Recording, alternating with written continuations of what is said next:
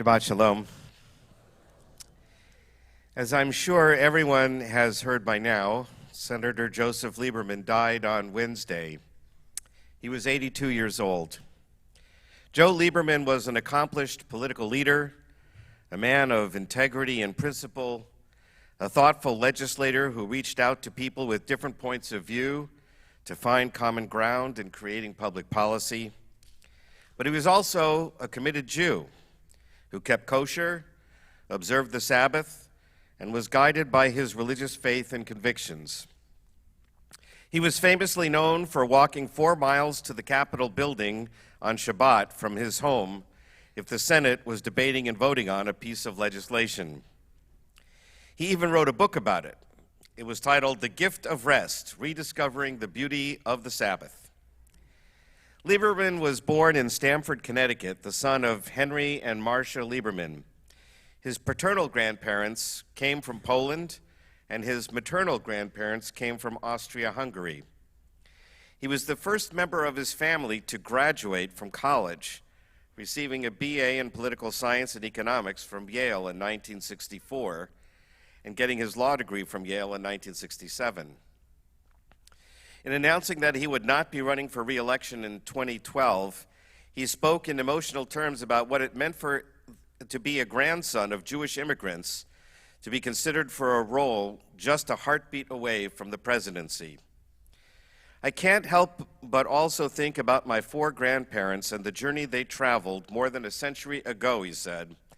Even they could not have dreamed that their grandson would end up a United States Senator and incidentally a barrier-breaking candidate for vice president.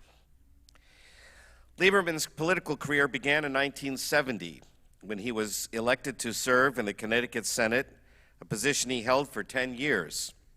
From 1983 to 1989, he served as the Connecticut Attorney General, emphasizing consumer protection and environmental enforcement. He was elected to the United States Senate in 1988, defeating the incumbent liberal Republican Lowell Weicker. Although Lieberman was a longtime Democrat, he was a very independent thinker who followed his own inner moral compass, guided, as I said, by his Jewish faith and traditions. In 1998, he delivered a floor speech excoriating President Bill Clinton for his affair with an intern. He called this one-time friend immoral and said that Clinton had weakened the presidency.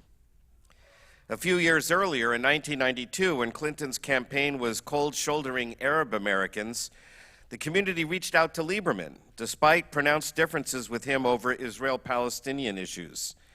Because of his reputation for fairness, and after one phone call from the senator, Clinton's headquarters in Little Rock, Arkansas, opens its offices to Arabs. Famously, in the millennial year 2000, Clinton's vice president, Al Gore, chose Lieberman to be his running mate for the highest offices in the country. He later wrote that the moment he found out he was going to be the vice presidential candidate, he did what he did every morning. He put on tefillin. Of course, we know how the election ended, with hanging chads in Florida. But it was nevertheless an amazing achievement that a Jewish person, and a religiously observant Jewish person at that, could aspire to hold the second highest office in the country. A few years later, when the Democratic Party primaried Lieberman in 2004, nominating a different candidate for Senate, Lieberman chose to run as an independent and won re-election of his Senate seat. Then-Senator Barack Obama had supported Lieberman in the primary election, but not in the general election. But in 2008, Lieberman backed Republican candidate for president John McCain and not Obama. Nevertheless, when Obama won the presidency, Obama courted support from Lieberman in the Senate. In 2010, Lieberman supported the Senate's repeal of the Don't Ask, Don't Tell rule that made it impossible for gays to serve openly in the military. In fact, he voted on Shabbat in order to do so. Lieberman was, of course, a staunch supporter of Israel, and he opposed efforts to broker a deal with Iran over their nuclear program, and that put him in conflict with the Obama administration. In short, Leiberman was an independent thinker. He followed his own convictions even when it upset his friends and colleagues. But he also reached out to those same friends and colleagues when he could find areas of agreement and compromise. He was able to do that because of his good nature, his sense of humor, and his welcoming smile. And that is something we sorely miss in today's political environment. On November 2nd, 2011, Rabbi Jonathan Sachs delivered the invocation in the Senate at Senator Leiberman's invitation. Rabbi Sachs composed an original prayer for that occasion, asking that we recognize the dignity of differences in others and asking that God grant the nations of the world to honor you by honoring one another, so that by reaching out in love, we may turn enemies into friends and become your family on earth as you are our parent in heaven. Rabbi Sachs also expressed his thanks to the senator and described him as an individual whose moral clarity and faith has always played such a central role in his political and personal life. This morning was Senator Leiberman's funeral. Many officials and family members eulogized him, as well as, of course, his rabbi. Al Gore's former running mate said, "We can learn from Joe Leiberman's life some critical lessons about how we might veto the rancor in our nation today. Friendship over anger, reconciliation as a form of grace. Politics can be a rough trade. As a recovering politician," he said, "I can certainly testify to that. The stakes are high, pressures are great, and Joe and I experienced those. But he always knew beyond doubt the true value of things. I saw him ready to reclaim friendships that had been seared by disagreements, ready to look for ways to bridge divisions, ready to seek reconciliation, ready to stand for his principles always, even when that independence left him exposed to partisan anger from both sides." Leiberman's rabbi, Daniel Cohen, said that in the Jewish tradition, the soul is eternal, and therefore Leiberman's soul was present at the funeral. He then spoke directly to Leiberman, saying, "Thank you for being our friend, our mentor, and our muse. Thank you for being a champion of faith, of fortitude, and of civility. Thank you for being an independent thinker whose humility and commitment challenges us all. You are a voice of moderation and reason, which we need now more than ever.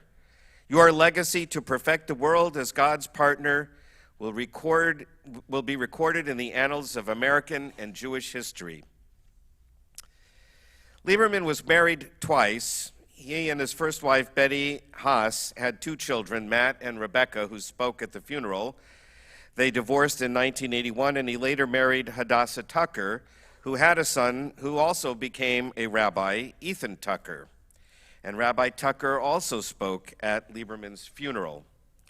Rabbi Tucker commented on the passage in the Torah that describes the Ark of the Covenant, which is made of wood, but covered in gold, inside and out.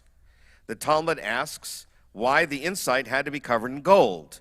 After all, practically no one would ever see the precious metal inside the box. But it explains that the inside must also be pure.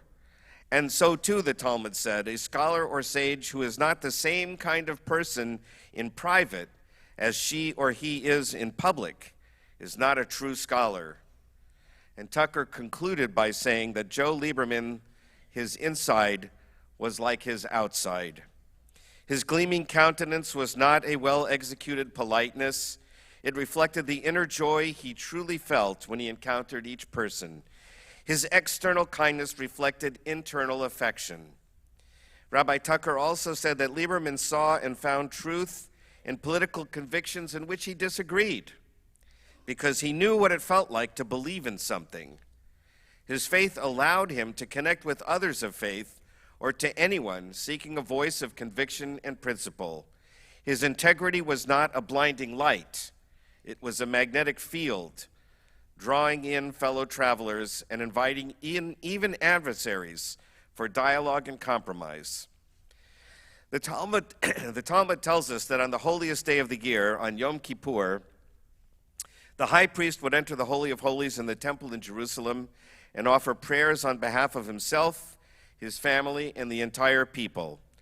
And after he left the Holy of Holies, he would stand before huge crowds who had gathered in the temple, and he would read a brief portion from the Torah. When he finished reading, he added the following significant words: Yoter mimashe karati lifnechem katuv kan. Far more than I have read to you is written herein. There are many more things that can be said about the life of Senator Joe Leiberman. Indeed, many more things have been said this morning at his funeral, and even more achievements have been written about in various articles and obituaries. For all of these memories and reflections, we say with our tradition, Zichrono livracha. May Joe Leiberman's memory always be for a blessing, and as an example of how we can listen to each other, to show honor and respect for each other, and to find ways to compromise in our efforts to improve the world. Shabbat Shalom.